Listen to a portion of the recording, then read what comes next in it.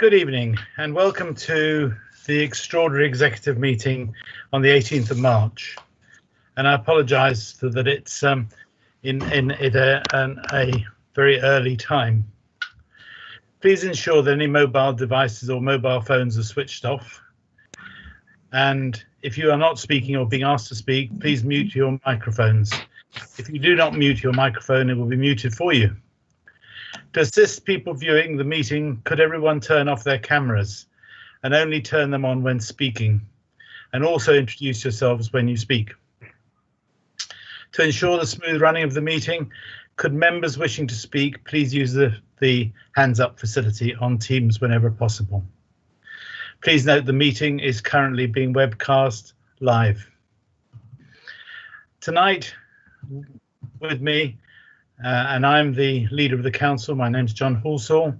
John Kaiser, my deputy and the executive member for finance and housing. Parry Bath, the executive member for environment and leisure. Ulla Corinne Clark, the executive member for children's services. Pauline Jorgensen, the executive member for highways and transport. Charles Margetts, the executive member for health, wellbeing and adult services. Stuart Monroe, the executive member for business and economic development, and Gregor Murray, the executive member for resident services, communications and emissions, and lastly but not least, Wayne Smith, the executive member for planning and enforcement. The officers supporting the meeting are Susan Parsonage, who is the chief executive of the Borough Council, Anne Hunter, who's the assistant director for democratic services, and Callum, who's responsible for the recording. Charlotte Haytham Taylor has given her apologies. Just before we start, can I just make a few preliminary remarks? This is going to be a long evening with the penultimate executive of the year and the last full council of the municipal year. To complete the business in the allotted time, members will need to be efficient in their interventions. The pandemic started a year ago. The first lockdown started on the 23rd of March 2020. It has been a long, hard road. The weekly rate to the 11th of March in Wokingham is 35.1 today, which is well below the peak of 606 on the 4th of January, but still compares very badly to below 5 in August. We suspect that it will be adversely affected by the schools going back and conversely favourably by the rollout of the vaccinations. Happily, both hospitalisations and deaths are declining. Our lives have changed unrecognisably for some, and many lives have so sadly been lost. I can only restate my condolences for those who have suffered so much. Deaths within the UK for those who have been diagnosed with COVID within 28 days have now risen to above 125,000. Please join me in a moment's silence for those who've died of this dreadful pandemic in Wokingham, the UK and all around the world, and those who have suffered not just the effect of the virus itself, but the problems that have accompanied it. Please also remember in your thoughts the very sad death of Sarah Everard.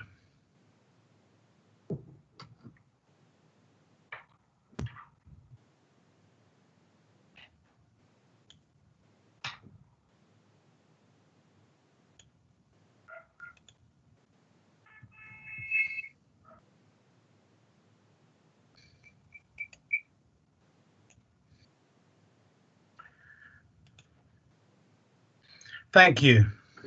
Our GPs continue to be magnificent. All the over 50s in England are now able to get an appointment.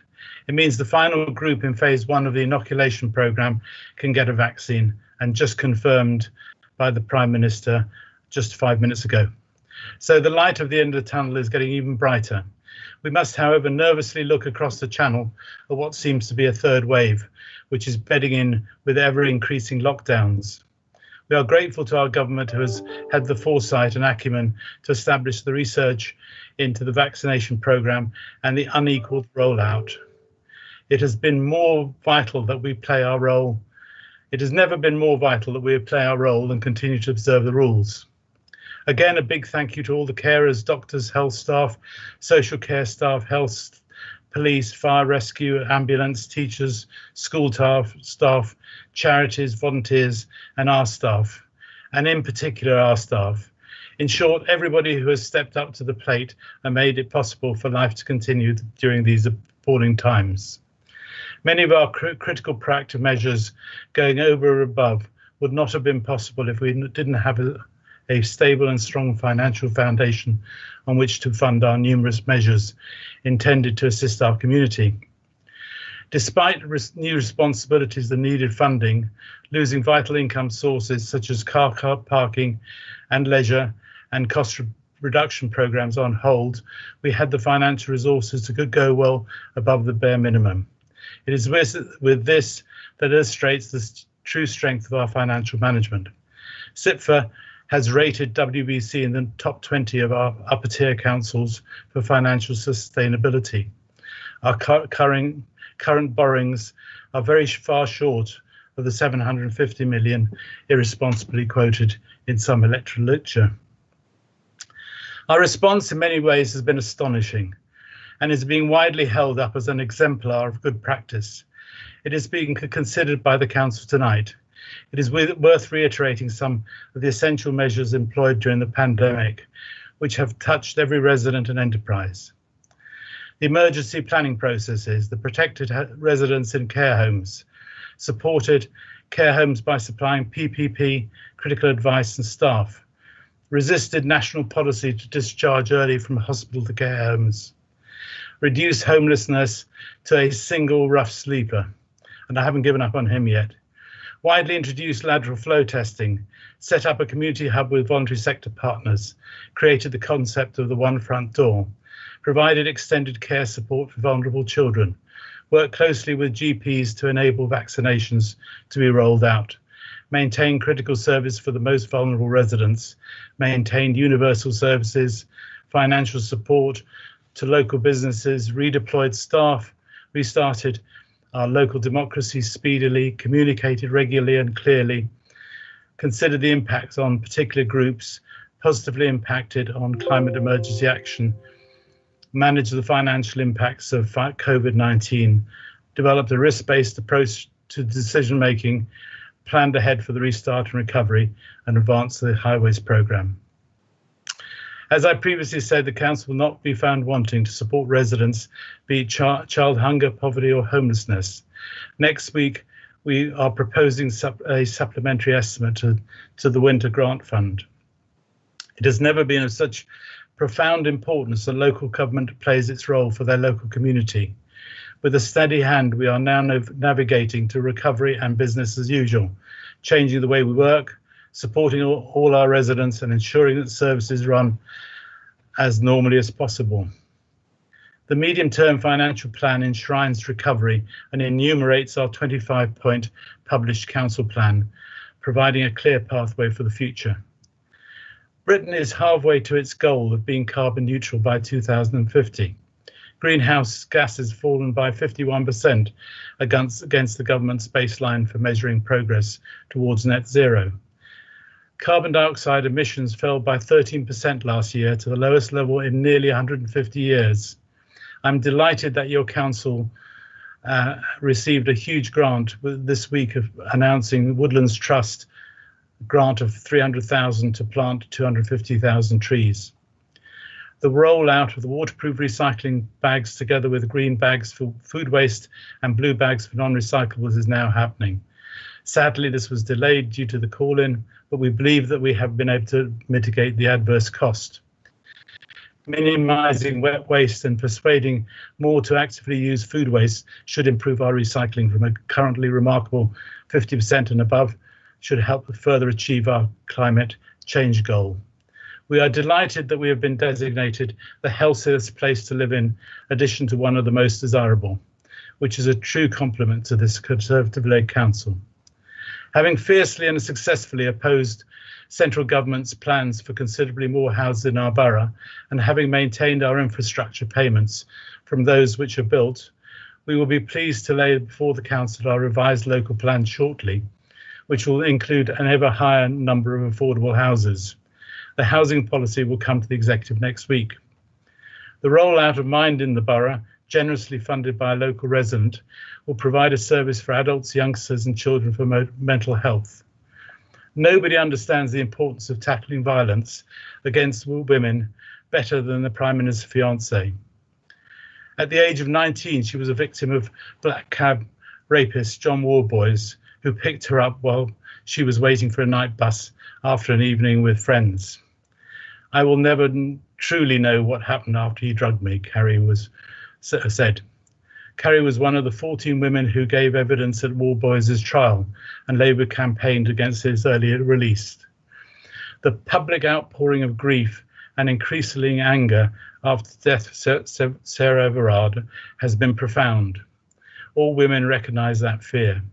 The lurch in your stomach as you hear footsteps that little bit too close behind you, the keys gripped in your hand as you walk down a badly lit street, the heart pounding in your chest as you cross a dark park. These experiences are to an appalling extent an integral part of being female. Even a future Queen is not exempt from the anxiety as the Duchess joined the tribute at Clapham Common.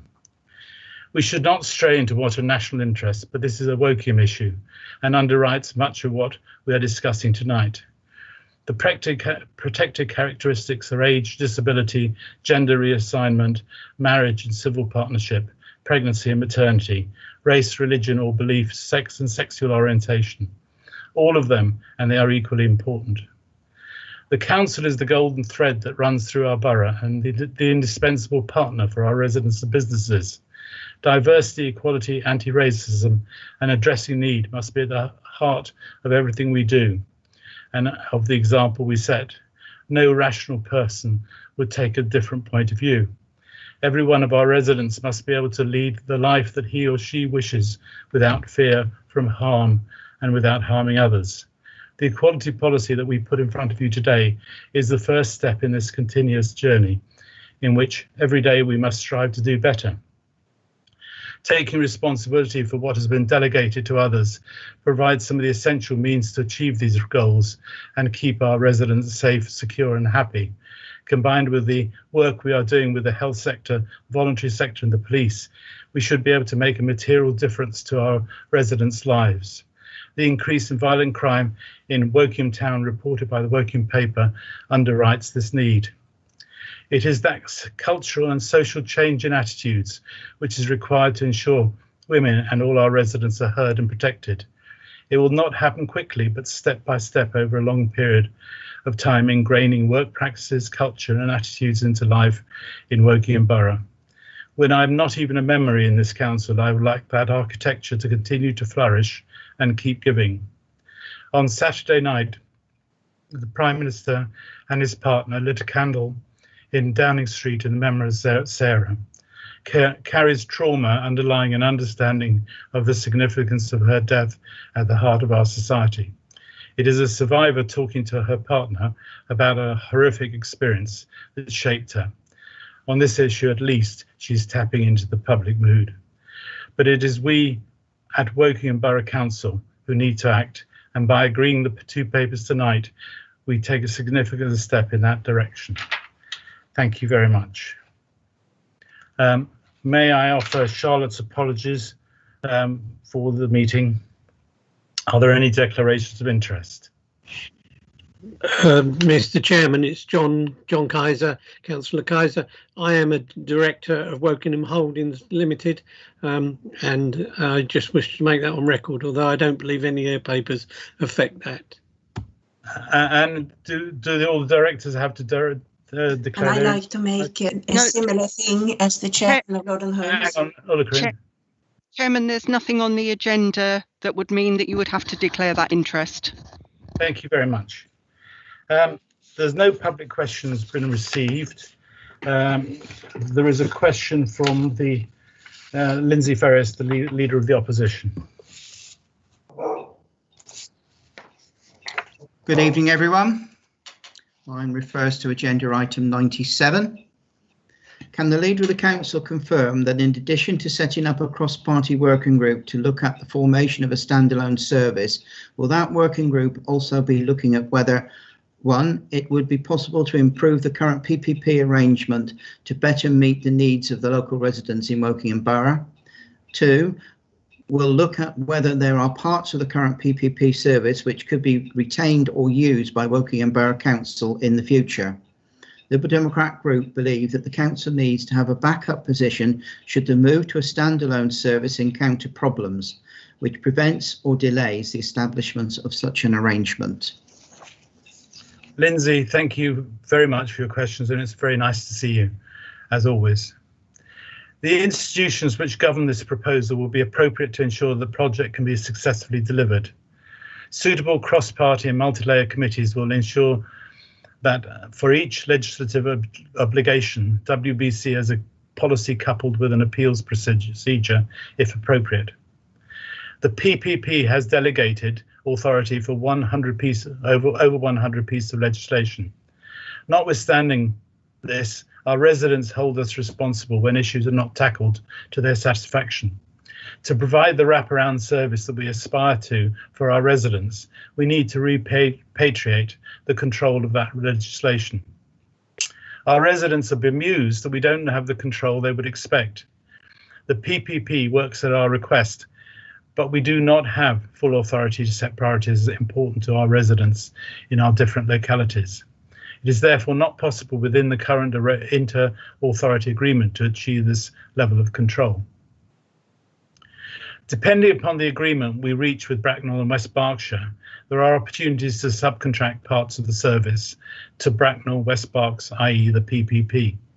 This will be decided on during the period of negotiation. I would hope this endeavour would be I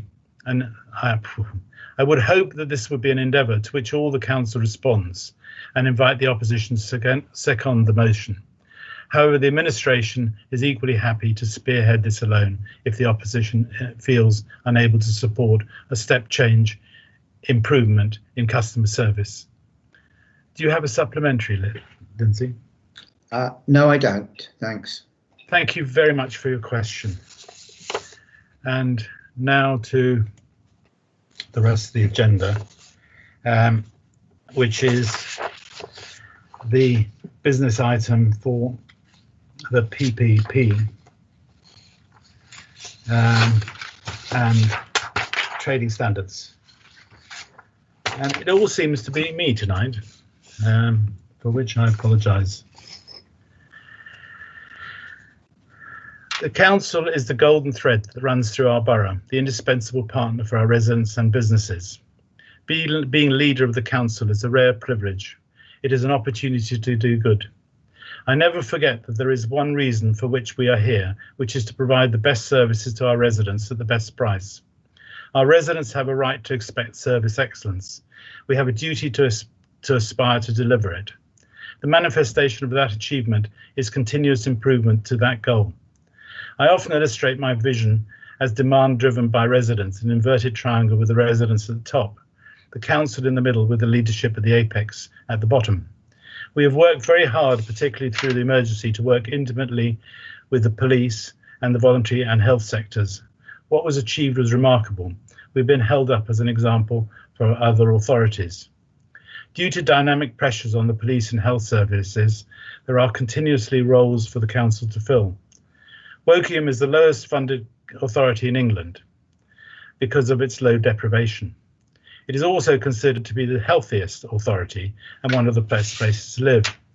This gives us an opportunity to focus on individual cases and areas of need.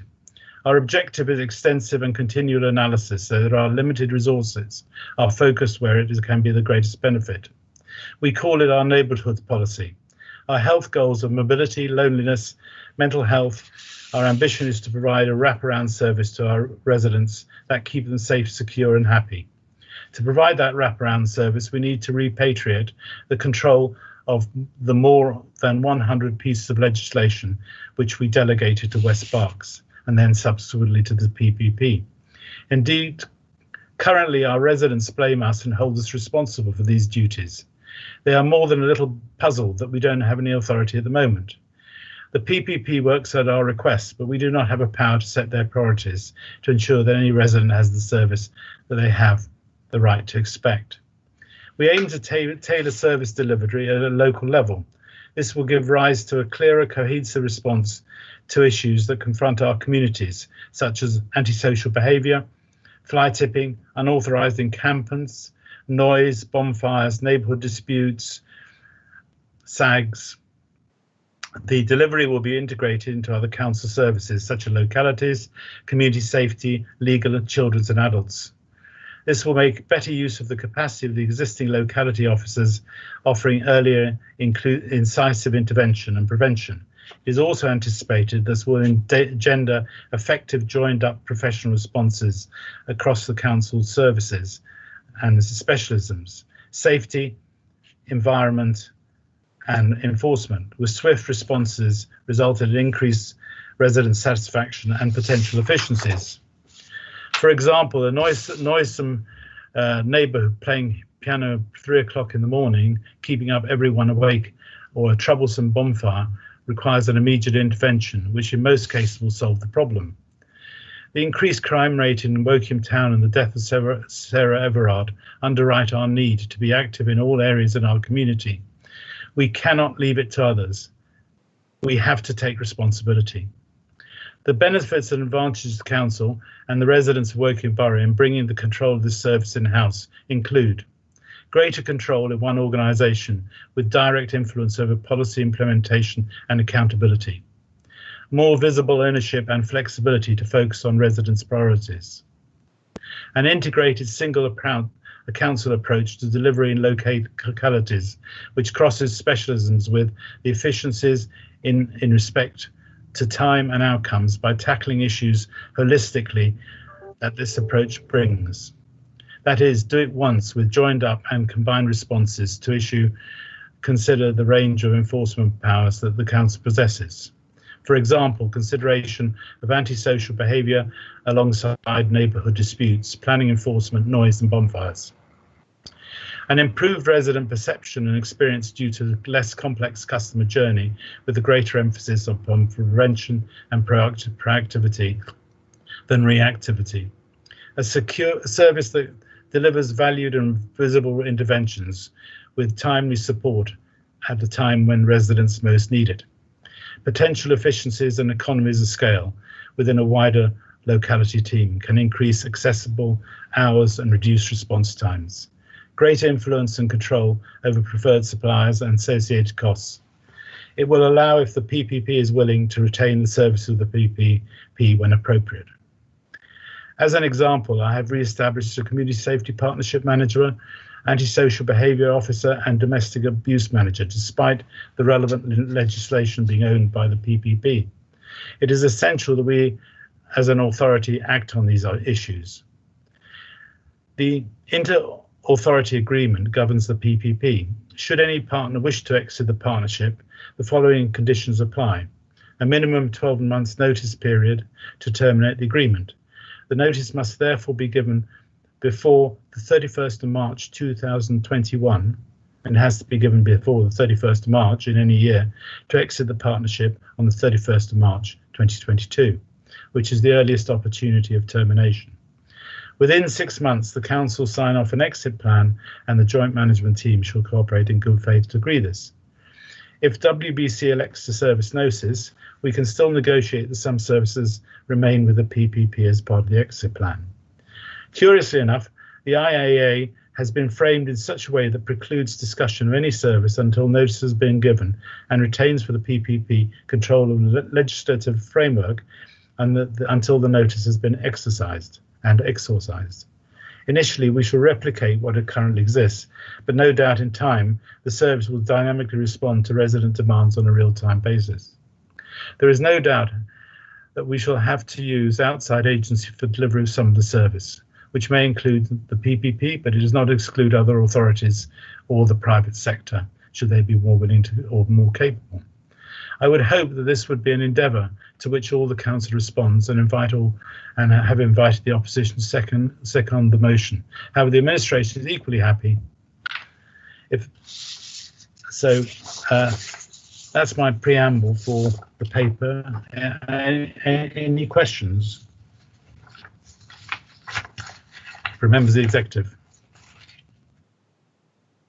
Pauline. Thank you, John. I think this is the right thing to do to try and get better control over the public services. I just wondered if you'd had any thought about some of the services such as trading standards, particularly, which are quite specialist, and whether you've got any thoughts about them.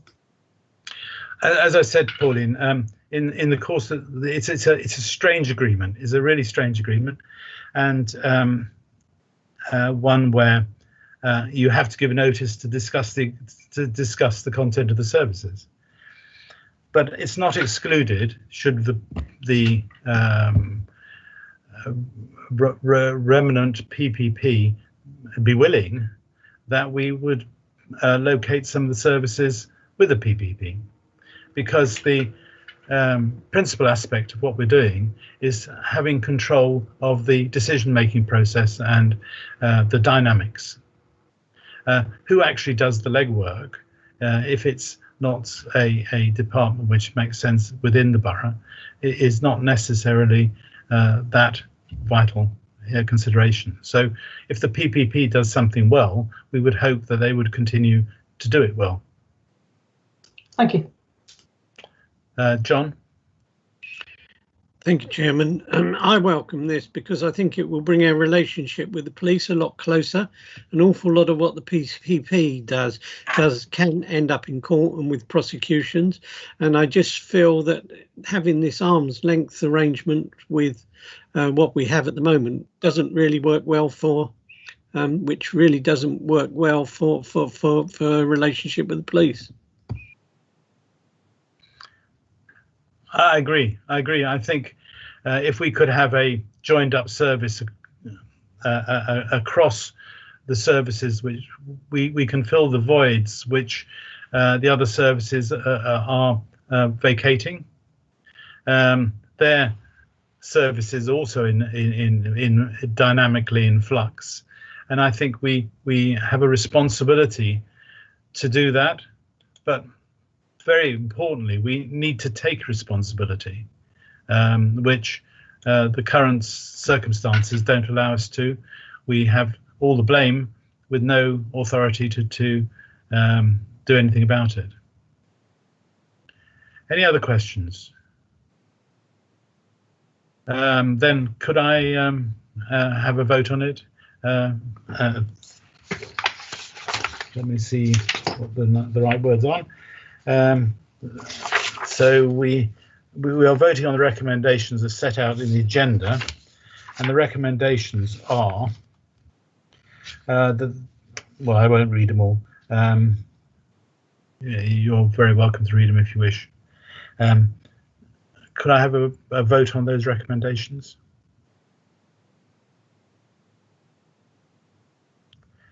Thank you very much. The vote is unanimous and the recommendations have been agreed.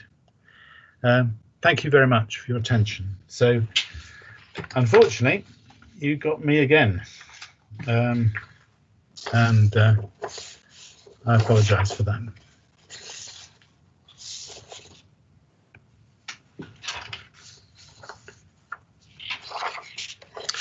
So this is the second of our papers, which is going to council.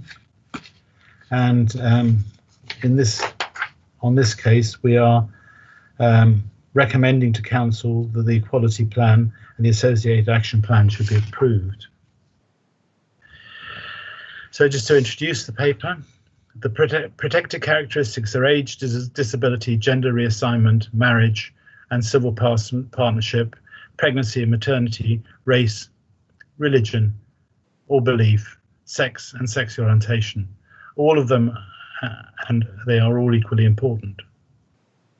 As I've said in past many times, the council is the golden thread that runs through our borough, the indispensable partner that for our residents and businesses. Diversity, equality and anti-racism and addressing need must be at the heart of everything we do and of example that we set. No rational person would take any other point of view. Every one of our residents must be able to lead the life that he or she wishes without fear from harm and without harming others, and feel that they are being listened to. The equality policy that we've put in front of you today is the first step in this continuous journey in which every day we must strive to do better. The equality plan has developed in line with the Council's vision and corporate delivery plan. It strengthens how we will enrich the lives of all our residents in safe and strong communities, and outlines our ambition to tackle inequality. We serve an increasingly diverse community with different needs in both rural and urban settings. The impact of the pandemic has been devastating for many residents and businesses and brought inequality into sharp focus. The inequality plan included an online survey and a number of focus sessions with community groups, staff and members. The qualitative feedback has provided valuable insight to understand what we can do better within the internal workings of the Council, as well as what we can do to ensure that we can deliver more inclusive services that will lead to improved outcomes for our communities. The priority proposed for the coming years are to listen and learn from our communities and use this to deliver services that work well for everyone, to act on our commitments to equality, diversity and inclusion in the way we plan, deliver and shape our services, and to build a diverse and engaged workforce where everyone is respected. An action plan has been developed and sets out how we will seek to ensure that there is progress against each of the priorities through the first year of the plan period. To ensure that we are successful in making a meaningful impact on key measures of equality and achieve the ambitions set out in this plan, we have adopted the Local Government Association Equality Framework. This is an established, credible and objective performance framework to measure our performance and results. Progress and delivery will be monitored to ensure that we progress to the highest levels possible for each element of the framework. At a future point, we will be able to invite peer challenge and support to ensure that our assessments of our performance and progress are credible and robust. So that's my introduction. Any questions on the paper?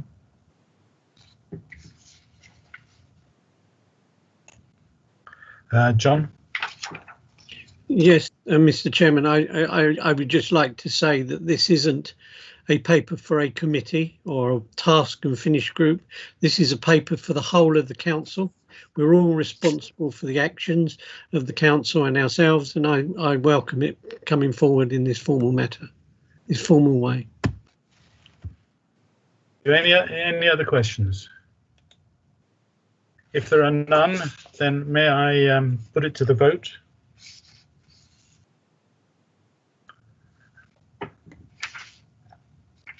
And we are voting to recommend to Council that the Equality Plan 2021-25 and Associated Action Plan should be approved. That's carried unanimously. Thank you very much. Unless there is any other business from any member of the executive, then thank you very much and look forward to seeing you in an hour's time at Council. And thank you, Chairman. No, thank you. Thank you.